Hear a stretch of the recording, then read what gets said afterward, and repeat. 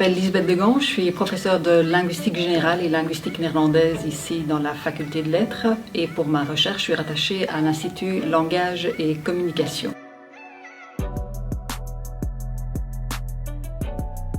Je donne des cours de linguistique générale en première, un cours qui s'intitule « Comprendre le langage », qui est une introduction à la linguistique que je donne en co-titulature avec le professeur Philippe Amby, où vraiment on vous ouvre au domaine, c'est quoi la linguistique, c'est quoi la structure des langues, la diversité des langues, la syntaxe à la fois commune à toutes les langues mais quand même différente. Donc ça c'est vraiment une introduction. En deuxième année, je donne un cours qui s'appelle « Interpréter le langage », qu'est-ce qui est codé, la signification qui est codée dans le langage, et tout ce qui est implicite, tout ce qu'on va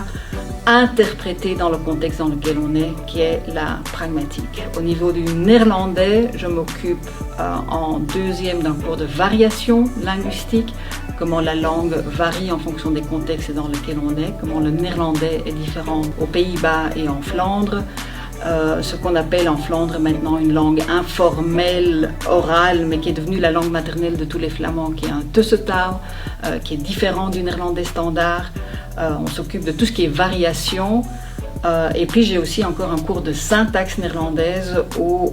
je m'intéresse avec les étudiants à l'ordre des mots. Je fais répliquer une étude, on prend des études qui existent et en cours on va les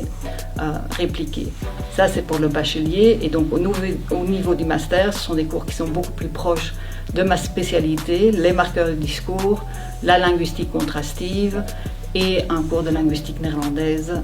spécialisé. Au niveau de la recherche, ce qui me fascine, ce qui occupe mes journées, c'est les marqueurs de discours. En fait, je ne sais pas si vous l'avez remarqué, mais j'ai déjà utilisé, à mon avis, un voilà, un alors,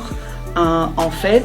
Donc, tous ces petits mots qui structurent le discours et dont on ne peut pas se passer quand on parle, mais à l'écrit, à l'oral, dans toutes les situations de parole, on a besoin de ces marqueurs de discours. Et ce qui me fascine dans ces mots, c'est qu'on les utilise en permanence, donc on en a besoin, ça dit quelque chose de la nature inhérente du langage, et pourtant au niveau de la grammaire, de la syntaxe, de la description linguistique, on a du mal à saisir ce qu'est un marqueur de discours. Et donc, j'utilise les marqueurs de discours pour en apprendre plus sur la structure du langage et en particulier sur ce que j'appelle l'interface entre le discours, l'utilisation des expressions linguistiques dans le contexte, dans un texte continu, qu'il soit à l'oral ou à l'écrit,